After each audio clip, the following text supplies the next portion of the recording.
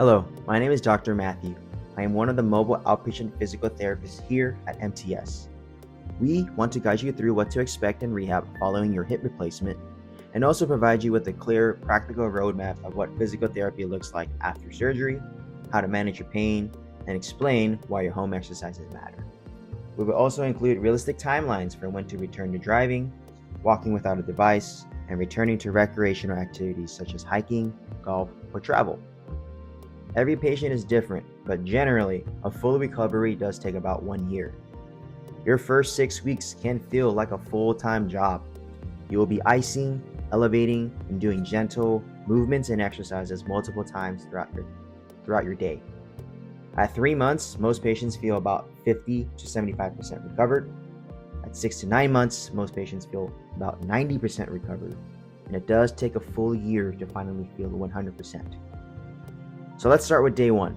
Very soon after surgery, a physical therapist will meet you in the hospital. The immediate goals here are safety and getting you moving, sitting at the edge of bed, standing, and taking a few steps with your walker. They will also teach safe transfers, how to get in and out of bed and chairs, and how to use your assistive device. You will begin simple but important exercises right away, including ankle pumps, quad sets, glute squeezes, and gentle heel slides. These aim to reduce your swelling, activate muscles, and help prevent blood clots. They will also practice stair training if stairs are in your home. The purpose of day 1 is to build confidence, circulation, and a safe transition back to your house. Next, let's talk about pain control. Pain is expected, and we will use multiple modalities, including ice, elevation, pain medications such as acetaminophen, and NSAIDs when appropriate, and sometimes even a short course of opioids. Please plan to ice at least 5 times a day in the beginning, up to every hour for 15 to 25 minutes when you are awake. Take your pain meds about 30 to 45 minutes before your PT sessions so that you can participate fully. Please be aware of side effects from pain meds. These include drowsiness, slowed reaction time, and constipation.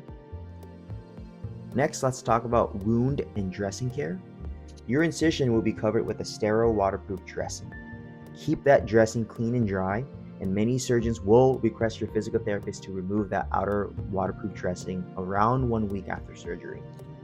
This will reveal a mesh or adhesive layer over the incision that peels away gradually.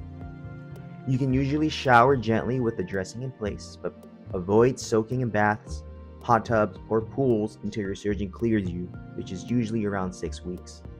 Check your incision daily.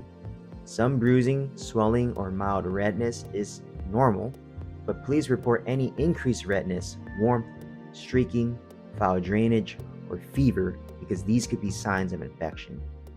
If you have any staples or external stitches, they will be removed at your first follow-up visit, usually between 10 to 14 days. Now, there are some important precautions for a total hip replacement. For an anterior or anterolateral approach, this is where the surgical incision is made in the front. Avoid stepping the surgical leg back behind you and turning your toes outwards away from your body. For a posterior approach, this is where the surgical incision is made in the backside.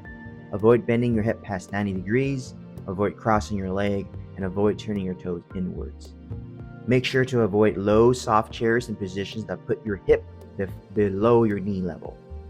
These surgical precautions are usually in place for 6 weeks, but confirm that timeline with your surgeon as every patient's surgery is different.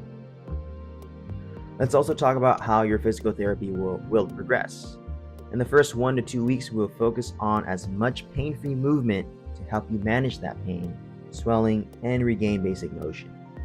For mobility, you will walk with a walker on day 1, often transitioning to a cane or no device at home between 2 to 3 weeks, and most will walk independently by 4 or 6 weeks.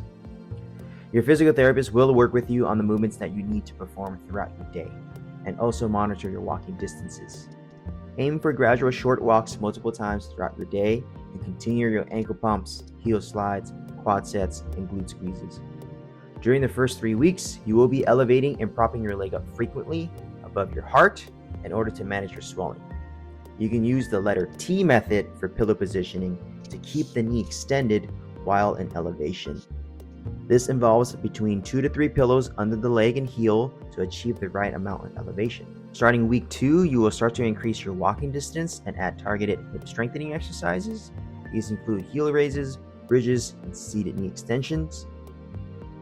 Building on from weeks 2 to 6, we'll start to add higher level strengthening, balance training, longer walks, and more functional tasks. Your driving usually does return between 4 to 6 weeks, but only once you are off narcotics and can safely perform an emergency stop. Left hip surgery sometimes allows earlier driving than right hip surgeries, but always get clearance from your surgeon before you do drive. Between weeks 6 to 8, you can expect to climb stairs step over step. Getting in and out of a car will be easier, and negotiating on even surfaces. After 3 months, the focus will shift towards endurance, recreation-specific drills, and returning to most daily activities. Many patients continue rehab past 3 months for specific goals, and improvements continue up towards a year. Remember, your home exercises are essential. It is the work that will create lasting change. Do short sessions multiple times a day, as consistency will beat intensity. Your exercises will reduce swelling, prevent stiffness, and limit that scar tissue formation. For recreation, low-impact activities such as cycling and swimming are generally safe by 2 to 3 months, depending on your strength and swelling. For things like golf, putting does feel comfortable earlier, but full swings and walking a full course are better to wait around 3 to 4 months. For travel, short car rides become easier between 4 to 6 weeks, but your longer car trips and air travel are typically postponed up until about 3 months. Remember, recovery is not a straight line. There will be ups and downs even if you follow everything to the T.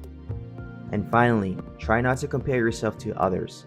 Every patient's recovery is shaped differently by their pre-surgical health, activity levels, and how closely you follow your rehab program. If you have any questions at any point, please reach out to your physical therapist. We are here to guide you through every step. Stay consistent with therapy, follow your home exercise program, and be patient.